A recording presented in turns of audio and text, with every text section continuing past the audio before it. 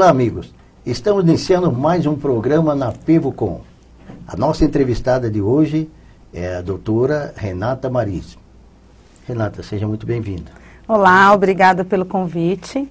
É um prazer para mim estar aqui com vocês, podendo contar um pouquinho da minha história. Vamos começar então contando a sua história. Conte-nos um pouco sobre você. Você é nascida em Sorocaba? Sim, eu nasci em Sorocaba e muito novinha eu acabei indo com a minha família para São Carlos. O meu pai era professor universitário e foi trabalhar na UFSCar, na fundação da UFSCar. Então a gente saiu daqui, meus avós também eram donos de escola, trabalhavam nessa área educacional, mas a oportunidade foi bem interessante para ele morar em São Carlos, naquele momento em que a universidade estava iniciando suas atividades.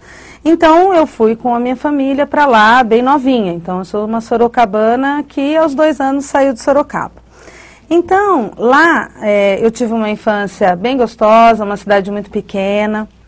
Eu sempre trabalhei muito, estive muito junto com meu pai nessa área de pesquisa desde muito pequena, porque como ele é professor universitário e minha mãe também trabalha na área educacional, eu sempre estive junto, né? Até a palavra trabalhei não é muito bem colocada, né, Sr. Aristides? Mas estive junto com eles o tempo todo, né? E eu pude ter uma infância bem gostosa lá. Mas muito ligada também aos meus avós, do lado da família da minha mãe, né? O meu avô também era professor, trabalhava na área de odontologia, minha avó era professora, trabalhava na área educacional também. Então, sempre muito cercada, né, do lado educacional mesmo, né, mais intelectualizado. Então, naquele momento de infância, eu passei para a minha adolescência, fiz vestibular e fui estudar em outra cidade, né? Então, aí eu fui estudar em Ribeirão Preto, fazer uma outra universidade que não tinha em São Carlos. São Carlos sempre foi mais voltado para engenharia e área biológica, mas a área de saúde não tinha, né, naqueles momentos, no início da década de 80, 90, ainda não tinha área de saúde por lá. Então, como eu optei pela área de saúde, eu mudei para Ribeirão Preto para estudar. Mas quando você foi para Ribeirão Preto, você ainda continuou morando em São Carlos, é isso? Eu estudava durante a semana, né, em Ribeirão Preto, e finais de semana eu voltava para São Carlos. Porque sua família estava lá? A minha família estava toda lá. É importante salientar que eu tive uma convivência muito grande, né, com os meus avós maternos, na verdade, lá naquele momento. Eu sempre estive muito ligada com o pessoal mais velho. Na verdade, eu sempre convivi demais com meu avô e com a minha avó. E sempre gostei muito de estar ligada a eles, né? Pela sabedoria, pela conversa. Então, quando eu ingressei na minha universidade, eu já tinha uma certa paixão pela terceira idade, né? Se pode dizer assim. Então, a gente vem trabalhando, eu vim tendo a convivência com os idosos desde muito nova. Eu sempre gostei de estar com eles, né? Ajudava meu avô e a minha opção pela universidade que eu fiz foi também por estar muito ligada ao meu avô, né, que era da área de odontologia também. Você ficou em São Carlos quanto tempo, mais ou menos?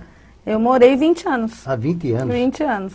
Eu fui com 2 anos e saí de lá 18 anos, 20, né? Quando eu fui fazer a universidade. Mas, na verdade, eu acabei meio ligada lá, né, Sr. Aristides? Porque final de semana eu ia para lá. Então, fui sair de lá, fiquei lá 20 anos. Depois eu fiquei morando em Ribeirão Preto, né, fazendo universidade lá. Aí meus trabalhos todos acabaram sendo lá e eu continuei morando lá. Mas aí meus pais também voltaram para Sorocaba, porque a minha família mesmo, ela é sorocabana, né? A família do meu pai é sorocabana. A família Marins, né, que eu trago no meu nome, é uma família sorocabana. Sua formação em odontologia. Nós sabemos que você sempre teve uma ligação, até mesmo familiar, como você já começou a contar um pouco da sua história, com a terceira idade. Conta-nos um pouco sobre isso, ligado à terceira idade mesmo. Como você começou a dizer na pergunta, mas você passou a gostar de terceira idade, você teve uma influência, digamos assim, entre aspas, em relação a isso? Sim, muito grande, porque eu tenho só uma irmã. Essa irmã, ela é deficiente física. E com isso eu fiquei como se eu fosse uma filha única. Então na minha família, na minha casa, no meu lar, eu ficava muito ligada aos meus avós, a minha mãe e o meu pai, né? E a minha irmã, logicamente. Mas a minha ligação era muito grande com o meu avô. E o meu avô trabalhava com odontologia, ele era dentista. E ele residia na cidade de Rio Claro e todo final de semana ele ia para São Carlos. Então, todo final de semana eu estava com o meu avô em São Carlos. O meu avô hoje, ele teria 100 anos, né? Então, naquela época, o meu avô era uns 30 anos mais velho que eu. E a coisa que eu mais amava era estar com meu avô, né? Fazer as próteses, que naquela época a odontologia se fazia tudo, né? O dentista não tinha um protético, né? Era um dentista que fazia todo o procedimento. E eu ajudava muito ele, gostava demais de estar com ele, de aprender com ele. Ele era um homem muito caridoso, ele atendia as pessoas no quintal, então fazia uma coisa bem caseira, visitava os asilos, eu ia com ele. Então, assim, foi uma experiência, desde muito nova, estar com idosos, né? Eu sempre gostei muito de ouvir histórias de idosos, né? As histórias de vida, as experiências, as dicas, né? Que eu brinquei até outro dia, que é muito bom se a gente tivesse uma cabeça de 60 com o corpinho de 35, Não né? tenho dúvida. Seria a coisa mais maravilhosa, né? Maravilhosa. Porque a gente teria toda aquela vivência, né? E com o corpo respondendo bem, né? Como brincam alguns idosos com a gente sempre brinca com eles e diz que depois dos 70 é onde dói hoje, né, senhor Aristides? Então, se eu tivesse o corpo dos 30, né, com a cabeça dos 60, eu sempre gostei demais de ouvir o que os idosos tinham para contar, a diferença, né, dos anos, e hoje mais ainda, mas naquela época já existia uma diferença, né? Eu ainda brinquei na rua, mas os meus avós brincavam no mato, minha avó veio com 16 anos da Itália, então a gente tem... Todas essas vivências familiares são maravilhosas, né? E ouvir histórias, para mim, eu sempre gostei. Quando eu entrei na odontologia, a minha ideia eram duas coisas. Fazer cirurgia, que eu gostava demais, e trabalhar com idosos. Então, sempre foi voltado para isso, né? Eu sempre gostei muito mesmo de estar no meio de idosos. Eu acho que isso é um pouco... As pessoas nascem com essa vontade, elas podem aprender, mas algumas nascem com mais paciência de ensinar, né? E de aprender também, que acho que a gente aprende muito mais. Né? Então, você pode afirmar que o fato de você escolher odontologia foi essa convivência com o seu avô. Ah, provavelmente. Praticamente foi isso mesmo, né? Na minha família tem muitos dentistas do lado do meu avô materno. A gente... Tenho vários dentistas, né? Tem uns 4 tios dentistas e a gente sempre convivendo com eles, né? Mas quem deu a maior influência foi o meu avô mesmo, de estar com ele. Ele deixava a gente brincar, eu e meus primos, a gente brincava no consultório, na verdade, com massinha, com montagem, treinando habilidade manual. Então, na verdade, a gente meio que já ia treinando para fazer odontologia. Meus primos seguiram a área de exatas, mas eu sempre acho que me liguei muito na questão do cuidar do outro, que era uma paixão, como eu convivi muito com meu avô e ele tinha essa paixão também, eu acho que eu sofri essa influência do cuidar do outro, né? Isso para mim é algo... no bom sentido.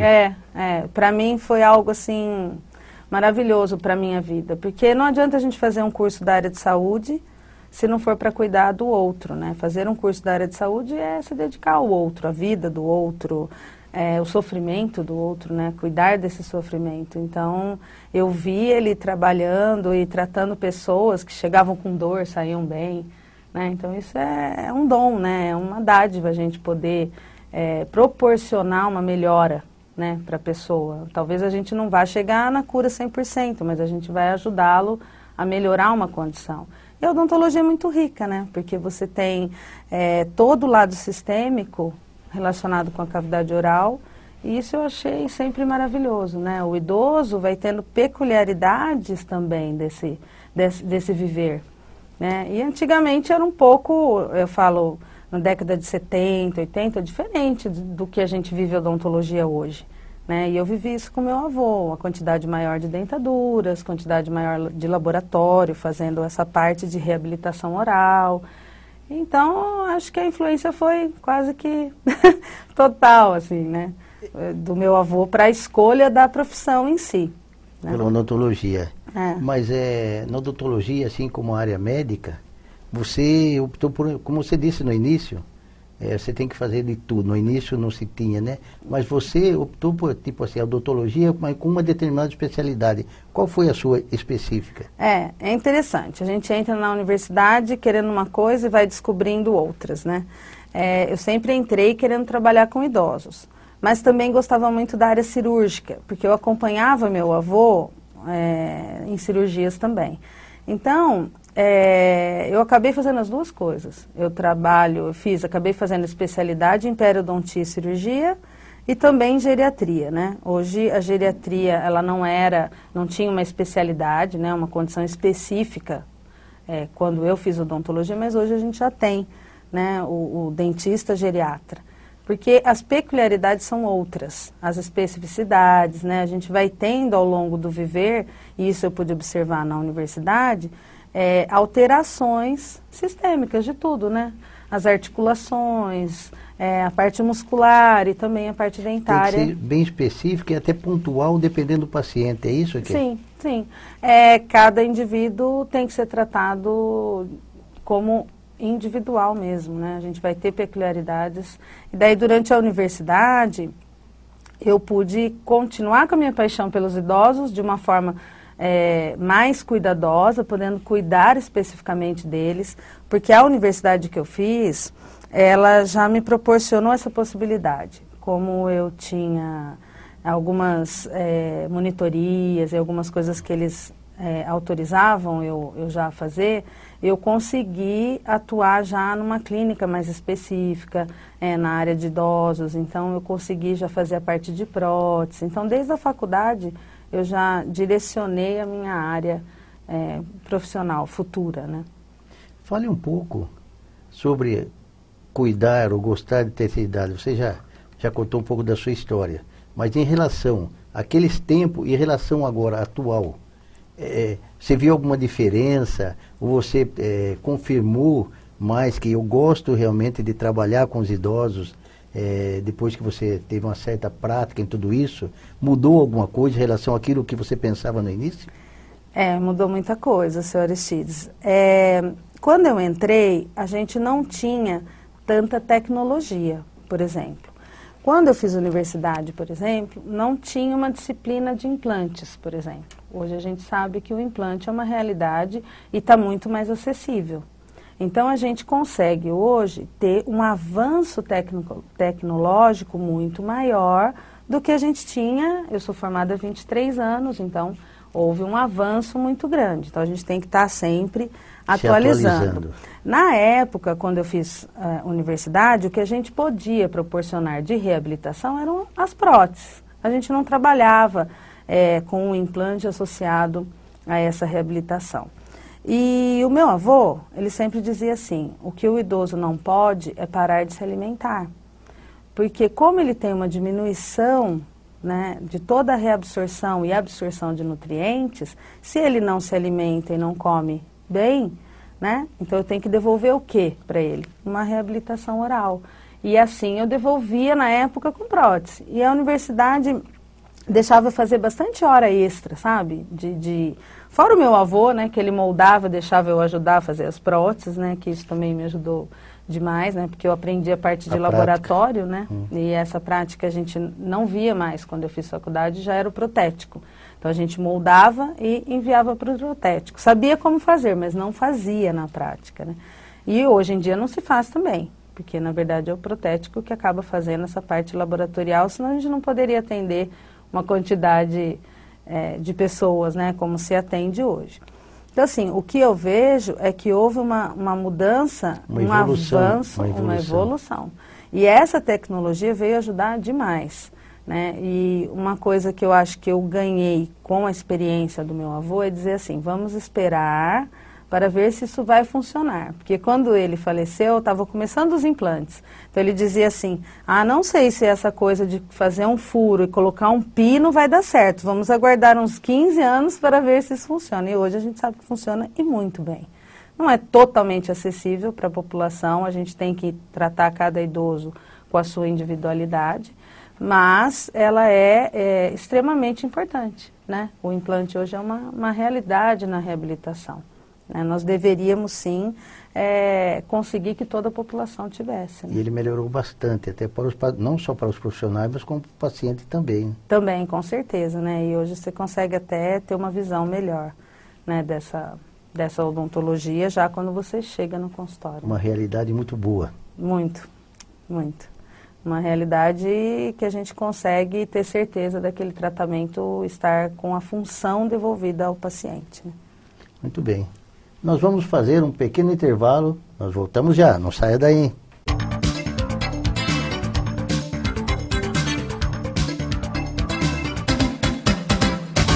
Entre os benefícios oferecidos pela Apevo aos seus associados, há 7 anos a associação dispõe de 6 apartamentos completos na cidade de Ilha Comprida, no litoral sul de São Paulo.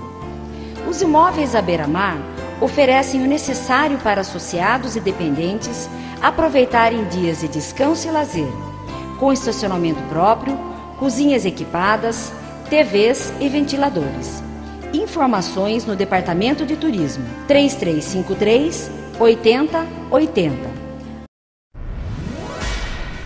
Com o objetivo de oferecer mais saúde e qualidade de vida a todos aqueles que fazem parte de sua grande família, a Apevo dispõe de vários serviços e benefícios aos seus associados. Nesse sentido, as aulas de ginástica registram sempre ótima frequência em seus animados grupos da terceira idade. Além da prática da atividade física, a Apevo oferece ainda um espaço de beleza, com profissionais capacitados para deixarem homens, mulheres e crianças ainda mais belos, com todos os tipos de serviços. Conheça as aulas de ginástica e o salão de beleza da Apevo. Há 4 anos, a unidade de saúde da Apevo vem atendendo seus associados e dependentes com qualidade e valores abaixo do mercado. Com mais de 300 metros quadrados, a moderna estrutura conta com recepção, sala de espera e 11 consultórios com atendimento nas mais diversas áreas e especialidades médicas. Se você não conhece a unidade de saúde da Apevo, venha nos conhecer.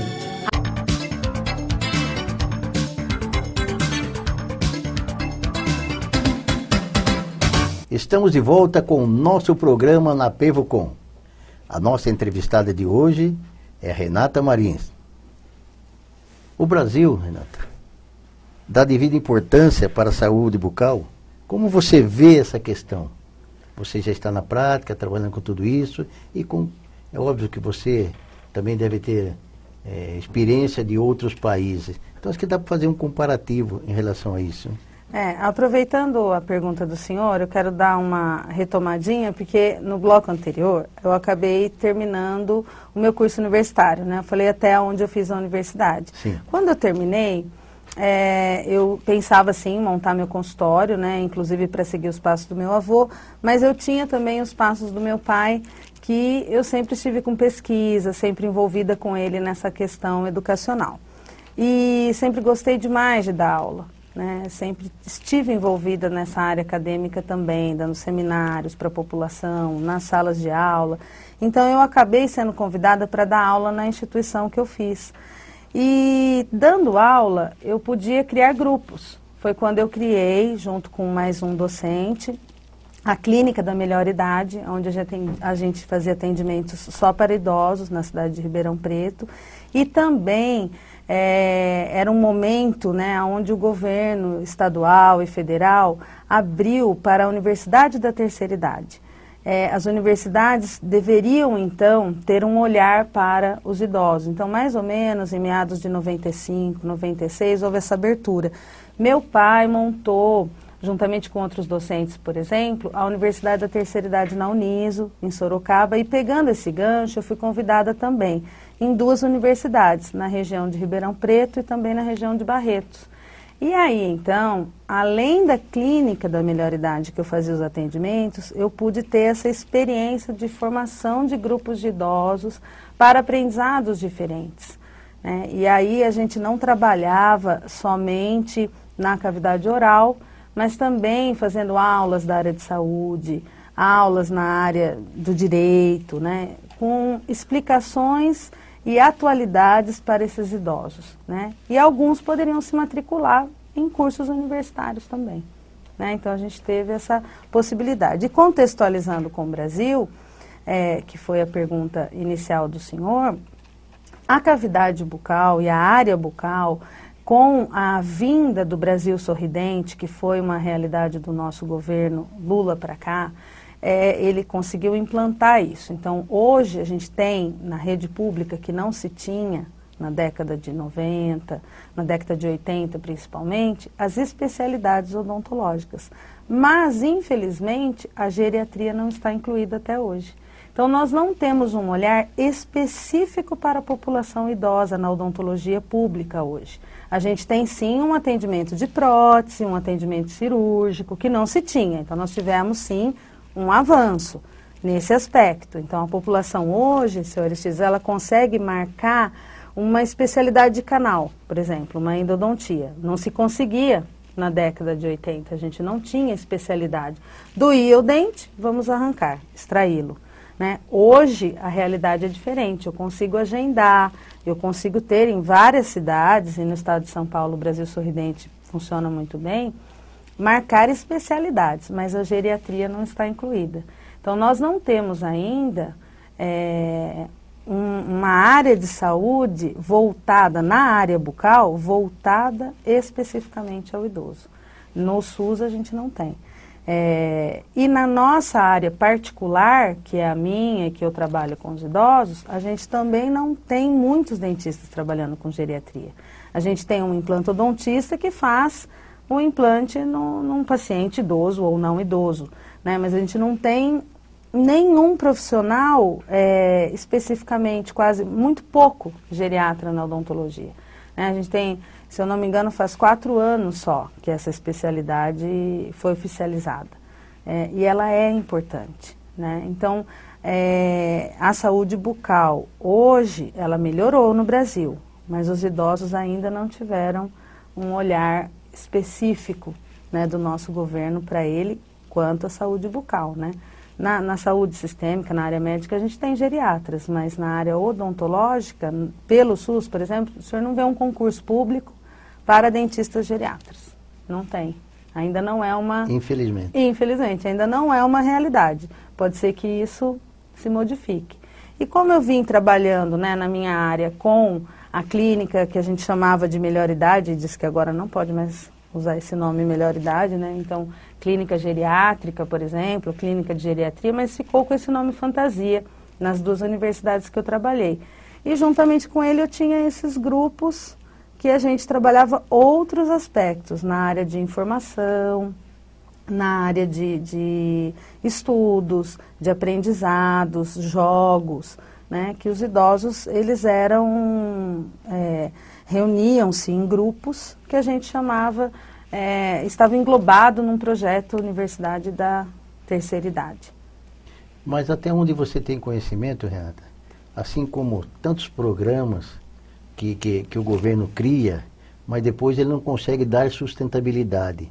Você tem conhecimento que esse programa funciona, ou tipo assim, funciona no município X ou Y? Você tem conhecimento que, vamos falar até, nem falar do Brasil, vamos falar do estado de São Paulo, por exemplo. Você tem conhecimento que em todos os municípios funciona esse programa? O Centro de Especialidades Odontológicas, ele tem quase todas as cidades do Brasil. Eu não sei especificar para o senhor quais cidades, mas até onde eu tenho conhecimento, quase todas as cidades com mais de 100 mil habitantes consta um CEL. O CEL é Centro de Especialidades Odontológicas. Então, o paciente ele vai para uma central, um pronto atendimento, e de lá ele é direcionado para esses... Ele entra como se fosse uma triagem. Numa triagem, né? Isso, exatamente. Mas é única, né? Mas é única, e eu não tenho uma condição específica ao idoso, isso não. E não tem, para o senhor ter uma ideia, nós não temos clínicas em universidades da melhor idade, são poucas. Eu conheço uma na Unicamp, em Barretos, que é a que eu fundei, e a de Ribeirão Preto não tem mais, porque quando eu saí da universidade lá, quando eu voltei, né, que é a segunda parte do processo, quando eu voltei para Sorocaba, uma das clínicas fechou, né, porque aí não tinha outro docente que pudesse tocar. Então, a minha pós-graduação acabou sendo em idosos e também na área de cirurgia, patologia, que foi a área que eu escolhi de diagnóstico, que tem a ver com idosos, né? Os idosos têm muitas lesões específicas que são da idade mesmo, né? Então, realmente, é uma área que eu sempre estive voltada para ela, né? Você, Renata, você tem uma empresa que é Desenvolvimento. Vamos falar um pouco a respeito dessa empresa. Há quanto tempo ela surgiu e qual o seu objetivo principal? Tendo em vista que é o idoso, mas explica um pouco para nós como surgiu, por que surgiu, enfim. Sim, então, como eu comentei, eu estava trabalhando com grupos de idosos também, além da clínica da melhor idade. Nesses grupos de idosos, eu trabalhava através das universidades. Com a morte do meu pai faleceu há 6 anos, eu voltei para Sorocaba, para morar próximo da minha mãe. E nesse retorno, ficava muito distante para mim viajar para Ribeirão Preto, viajar para Barretos para continuar.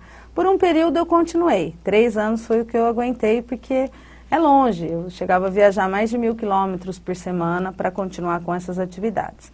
No momento que eu resolvi voltar para Sorocaba, que eu resolvi sair dessas universidades, eu pensei em transformar aquilo que era da instituição numa condição privada, porque eu percebi que os idosos não tinham aonde conversar, aonde estarem juntos, aonde poderem trocar informações, né, diminuir as distâncias entre as idades, aonde ele pudesse ganhar informação e compartilhar aquilo. Estar interagindo também com outros, né? Isso, e daí eu procurei uma prima minha, chamada Luísa Holtz. A Luísa trabalha na área de publicidade, nessa área de marketing, e daí eu falei para ela, Luísa, eu gostaria muito de trabalhar na área dos idosos. O que a gente poderia fazer, porque eu quero fazer igual eu fazia nas instituições, de forma particular. E aí nós fomos fazendo várias reuniões e chegamos ao Desenvolvimento Sênior, que é um nome que eu falo que é um nome abençoado, porque foi um nome muito bonito, né? E é isso que a gente quer mesmo, que os idosos continuem desenvolvendo a mente, independente da idade, a gente todo dia está vivo e tem que aprender, né, seu Aristides? Todo dia a gente aprende um pouco. E essa sua empresa, ela teve uma boa aceitação, principalmente com os órgãos públicos? Você teve esse apoio? Inicialmente a gente trabalhou só de maneira particular. Nós tivemos apoio de algumas instituições privadas, né, como a Padaria Real, acho que não tem problema eu falar, né, e algumas pessoas que nos apoiaram, porque para que a gente montasse, a gente precisava de um apoio e de uma aceitação. Então a gente reuniu professores, foi perguntando para pessoas aonde a gente podia encontrar esses professores que gostassem de trabalhar com os idosos, né, que tivesse familiaridade com o idoso, paciência, né, de dialogar. E aí a gente montou um grupo de pessoas e a gente se reunia semanal. Então, de forma pública, nós não tivemos inicialmente. Porém, com o avanço desses encontros, né, dessa empresa, semanalmente com esses idosos, algumas pessoas se interessaram, de órgãos públicos, como o pessoal do Clube do Idoso, que eram alguns idosos que iam nos 2 locais. Trabalho feito pela administração pública. Isso, né? Que é a Chácara do Idoso. E aí essas pessoas nos procuraram e a gente também teve um respaldo de alguns vereadores que nos procuraram. Olha, a gente está gostando desse trabalho de vocês. E fomos fazendo reunião. E no final do ano, porque a gente tem 1 ano de empresa, né, só, né, seu Aristides? E no finalzinho do ano a gente conseguiu a aprovação da Prefeitura de Sorocaba. E então a gente realizou um trabalho voluntário com os idosos de Sorocaba e região, com uma roda de conversa que a gente chamou de Café e Atualidades, que foi um apêndice voluntariado do Desenvolvimento Sênior, na verdade. Eu acho que é interessante também, Renata, você falar um pouco dos temas que vocês abordam. Porque de repente o idoso fala, puxa vida, o que eu vou fazer lá, né? E tem muitas coisas. Tem muitos assuntos. Às vezes o idoso ele tem na mente uma coisa só. Então é interessante falar um pouco do que é abordado.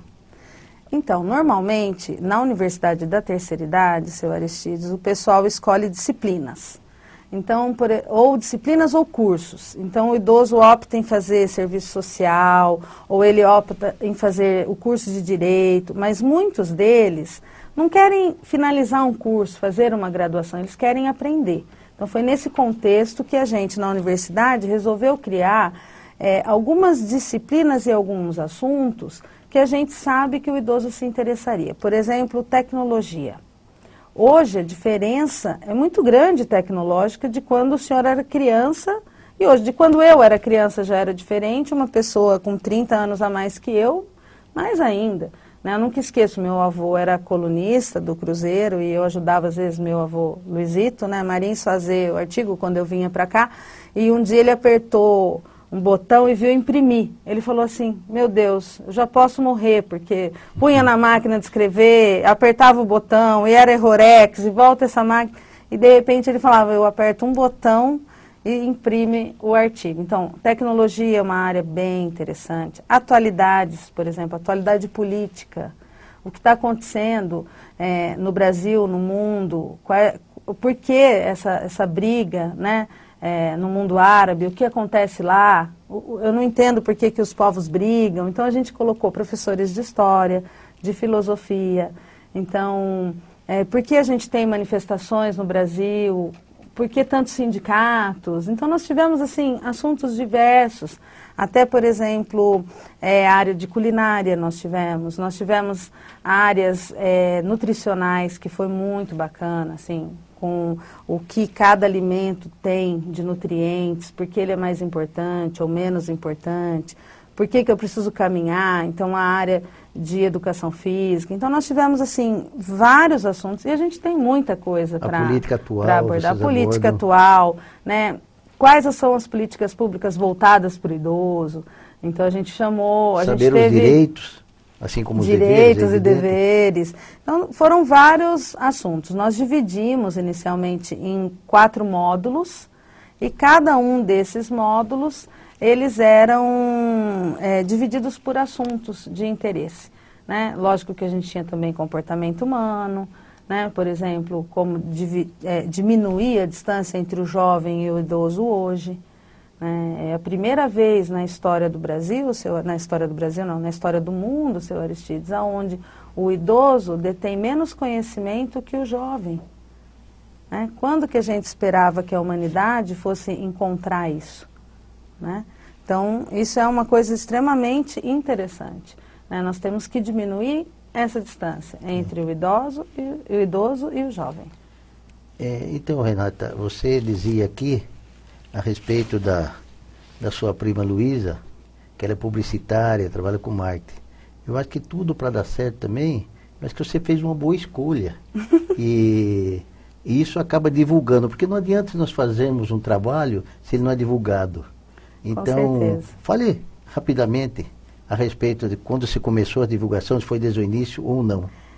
A gente ficou um pouco apreensiva, foi desde o início, mas a gente fez uma divulgação, né, por opção da Luísa também, Facebook e Instagram, né, porque a gente também não tinha uma quantidade de dinheiro para empregar inicialmente. Então a gente precisava ter um meio de comunicar as pessoas que fosse econômico, né, e hoje a mídia acaba sendo tudo, né. E a gente iniciou essas atividades mesmo, a gente não utilizou, a gente foi convidado em programas de rádio, então isso também ajudou um pouco, né? Que eu acho até que vocês ficaram sabendo por isso também, né? A gente acabou divulgando com rádio, com mais a mídia mesmo, né? Eu não sei se o nome correto é esse, mas... Porque aí eu sou dentista, né, seu Aristides? Mas eu acho que é a mídia, tanto no rádio quanto a gente fez também na questão da internet. Muito bem. Nós vamos fazer um pequeno intervalo. Vamos tomar um cafezinho, voltamos já, não saia daí.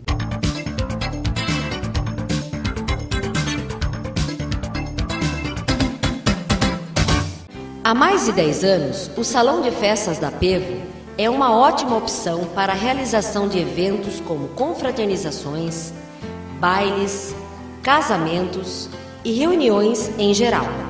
Localizado no andar de cima da sede da associação, o salão acomoda 260 pessoas e conta com infraestrutura moderna, com sistema de som e iluminação, ar-condicionado, telão e pista de dança, além de camarim, cozinha e banheiros. O salão fica na Rua Antônio Fernandes, número 50. Faça sua festa com quem tem o melhor a oferecer. Consulte os nossos preços.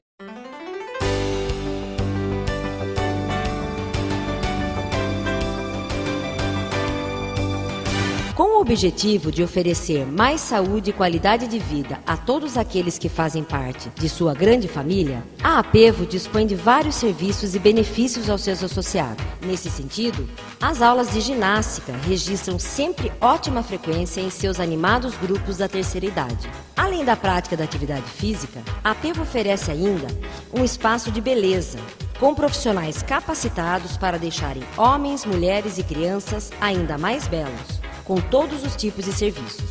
Conheça as aulas de ginástica e o salão de beleza da Apevo. Com mais de 20 anos em funcionamento, o Departamento de Turismo da Apevo realiza diversas viagens e passeios ao longo do ano. Na programação de 2017, muitos lugares foram visitados pelos turistas da Apevo, sempre em clima de amizade e descontração. Para 2018, mais novidades estão sendo preparadas. Entre elas, um passeio para o Hotel Fazenda Casa Velha, em Porto Feliz, e Caldas Novas, em Goiás. Não fique fora dessa. Saiba mais no Departamento de Turismo da Apevo.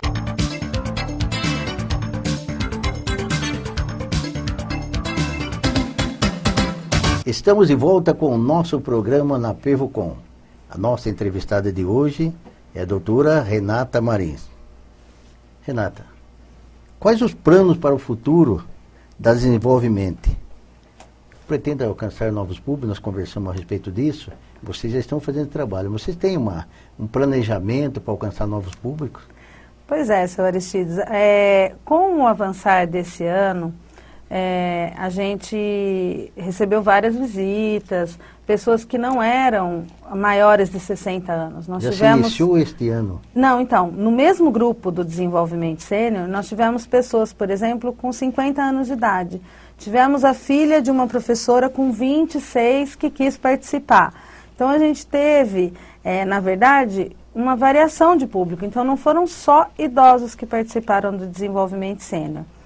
Inclusive, o pessoal dizia assim, tira o sênior, deixa só o desenvolvimento, que daí eu venho. Outras pessoas poderiam Porque participar. esse conhecimento, todo mundo quer ter. Todo mundo quer entender as manifestações, todo mundo quer saber o que está acontecendo, as brigas mundiais, o que são refugiados, a tecnologia, até onde vai, até onde irão os aplicativos, né, como utilizar.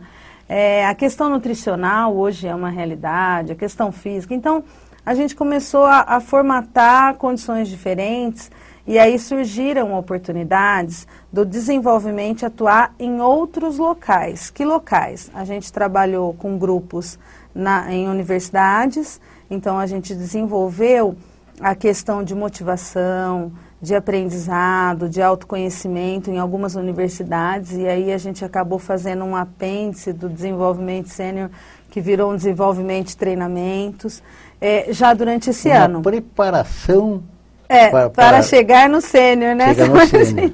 É como se fosse isso, porque o jovem hoje, ele faz a universidade e ele chega em um momento de provas, como um RH numa empresa, e nem sempre ele se conhece. E como ele vai fazer uma prova dessas, né?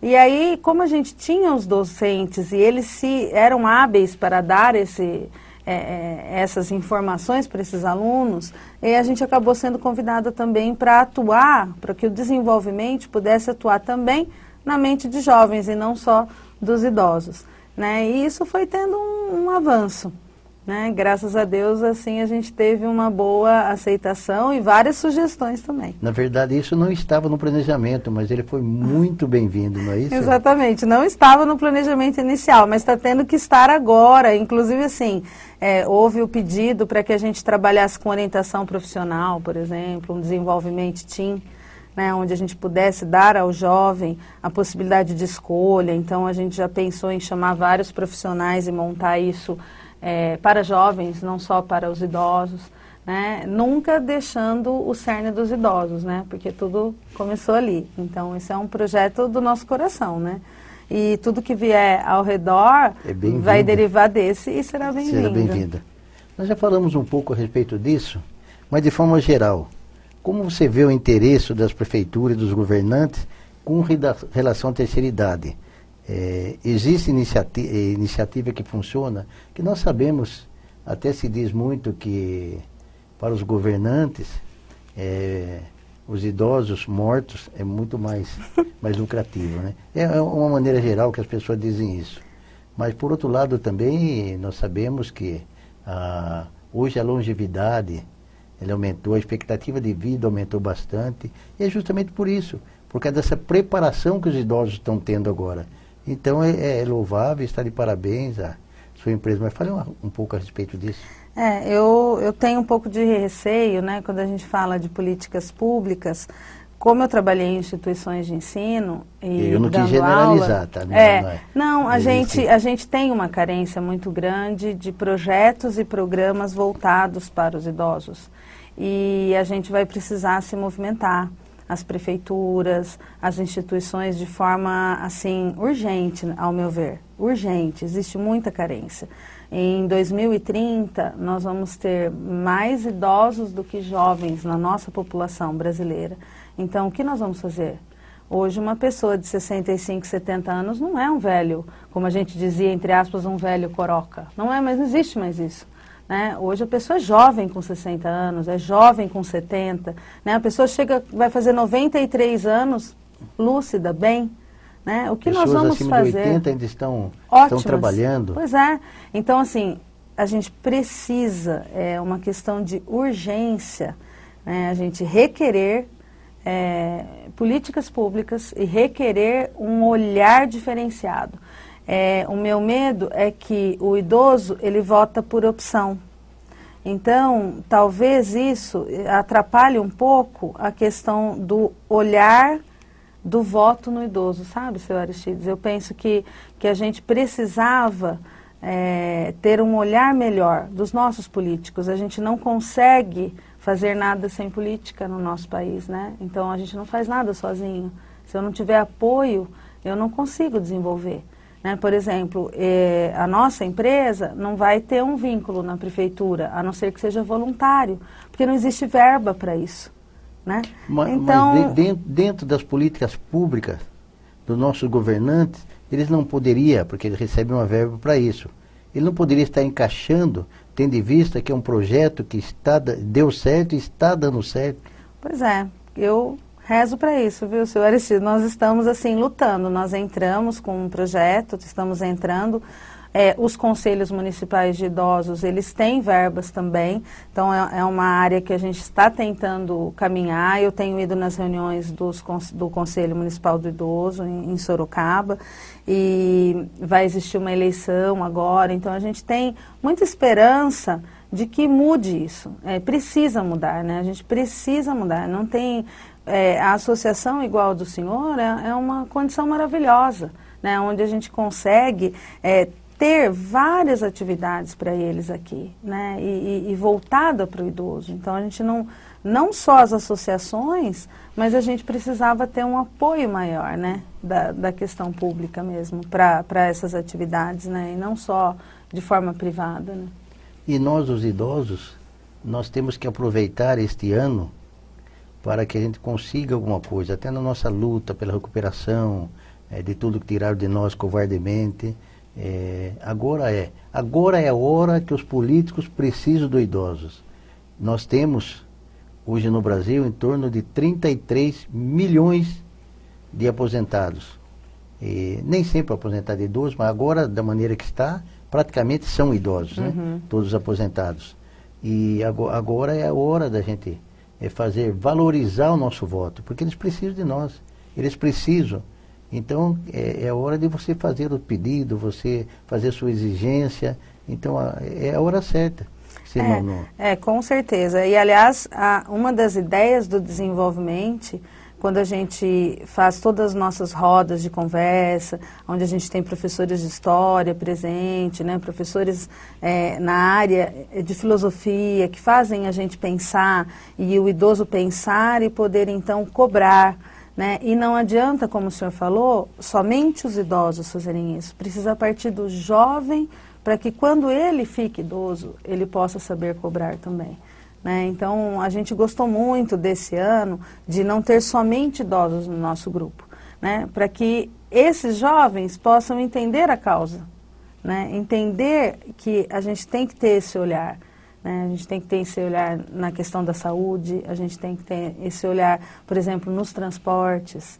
Né? No Brasil tem cidades que não tem, idoso não tem preferência ainda, né? Por exemplo, na passagem de ônibus ou nas atividades de transporte, de uma cidade para outra. Então, a gente tem muita carência ainda nessa área. E eu acho que o senhor tem razão. Esse ano é o momento da gente cobrar aquilo que foi prometido e não foi cumprido, por exemplo, né? E sugerir, né, condições. A gente tem feito a nossa parte, é muito pouco ainda. Né, o desenvolvimento sênior, a gente conseguiu participar das reuniões dos conselhos de idosos em junho, a primeira vez, né, de 2017. Então, a gente espera que continuar agora. A gente conseguiu um projetinho pequeno, mas que a gente reunia toda semana. Mas é um início. Se cada um fizer um pouquinho, né, a gente vai conseguir numa somatória. E estamos à disposição, né, para também, junto com a APEVO, participar de atividades intelectuais, atividades onde o idoso possa pensar mais, né, onde o idoso possa dialogar, saber cobrar, né, aonde cobrar, como cobrar. Então, eu acho que é bem interessante esse posicionamento e nós estamos abertos, né, para formar rodas de conversas, para a gente estar aí atuando no desenvolvimento da mente das pessoas. Essa é a ideia. É o centro do desenvolvimento, que hoje não é só o sênior, né? Que acabou englobando várias faixas etárias, mas dentro do idoso a gente tem que estar totalmente compartilhado com as outras faixas etárias. Né? E é interessante, Renata, a gente conclamar, como vocês estão fazendo, os jovens, que eles serão os aposentados do amanhã, serão os idosos do amanhã. Sim. Eles já vão tendo consciência a respeito disso, né?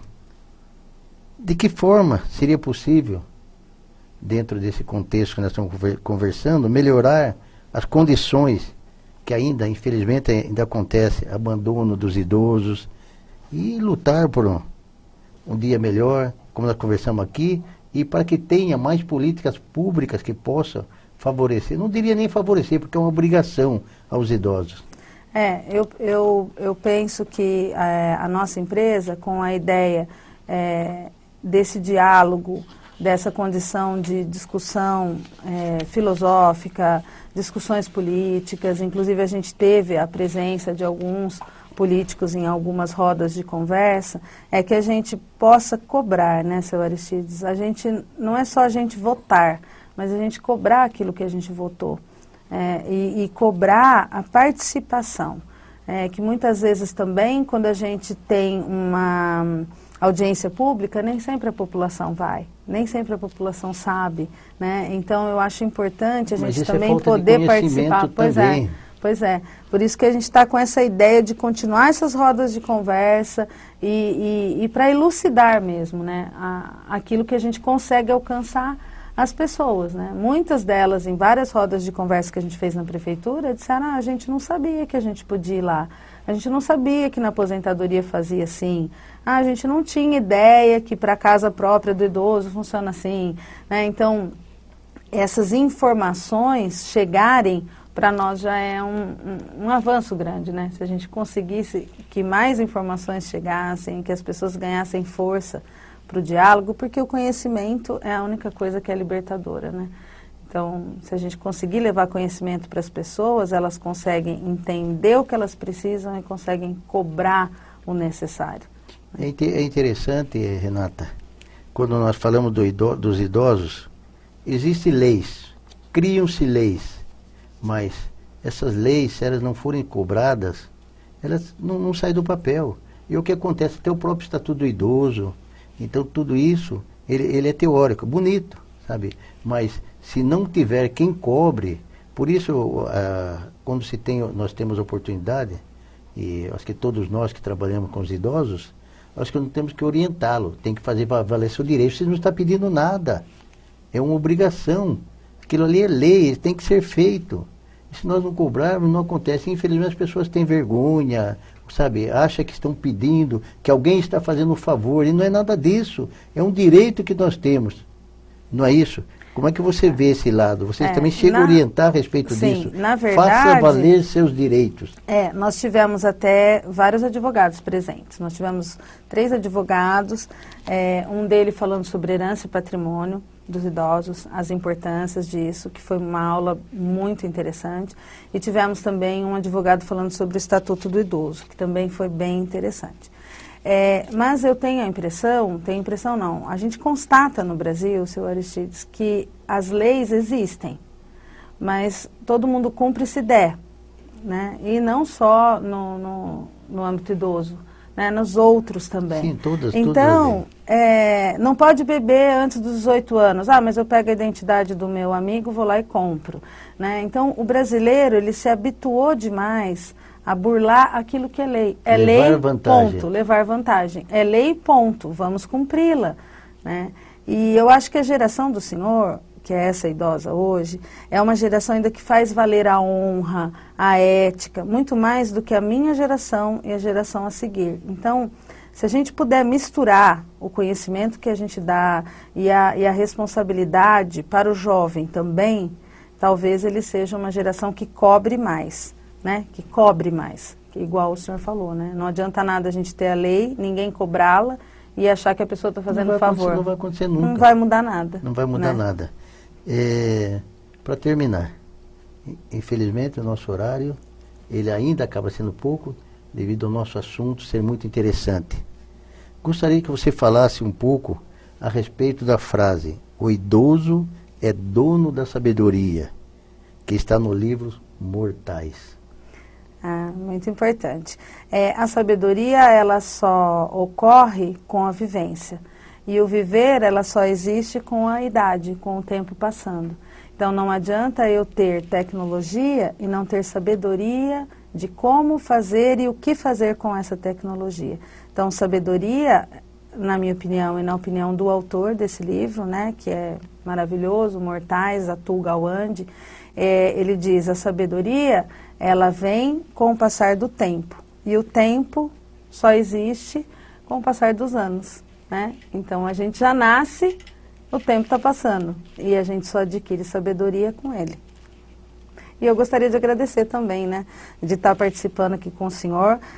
A nossa empresa está à disposição. Quando o senhor precisar também de um bate-papo, a gente está à disposição. A nossa ideia é que a gente possa, cada vez mais, levar conhecimento à população. Foi muito interessante, Renata, você estar aqui conosco. A gente pode estar levando, não só os idosos, mas como nós conversamos aqui, com os jovens também, tudo aquilo que ele tem o direito. E os jovens estarem se preparando, até porque os idosos são discriminados, às vezes, pela própria família, onde estão os jovens. Então, isso aqui foi muito importante, o nosso bate-papo. Suas considerações finais. As minhas considerações é que o idoso consiga, com o passar dos anos, uma colocação como ele tinha antigamente, onde tudo aquilo que a gente queria fazer era o idoso que era consultado, porque essa sabedoria está nele, né? Não está no jovem. E a gente, quando é jovem, a gente tem um conhecimento. Quando a gente é velho, é outro, com o tempo. Então, eu brinquei com o senhor, né? Seria bom se a gente tivesse 65 anos de cabeça e corpinho de 30, né? E a gente não consegue. Então, minha consideração final é que a gente possa viver todo dia sabendo que a gente está envelhecendo e nos preparando para isso. E que o idoso, que já é idoso hoje, possa valer seus direitos, possa viver dignamente, possa cobrar isso, né? E com conhecimento. Então, a gente está aí com desenvolvimento para trazer esse conhecimento às pessoas. Ok, muito obrigado. Amigos, terminamos aqui mais um programa na PevoCom. Esperamos que vocês tenham gostado. Até a próxima semana. Fique com Deus. Obrigado. Obrigada.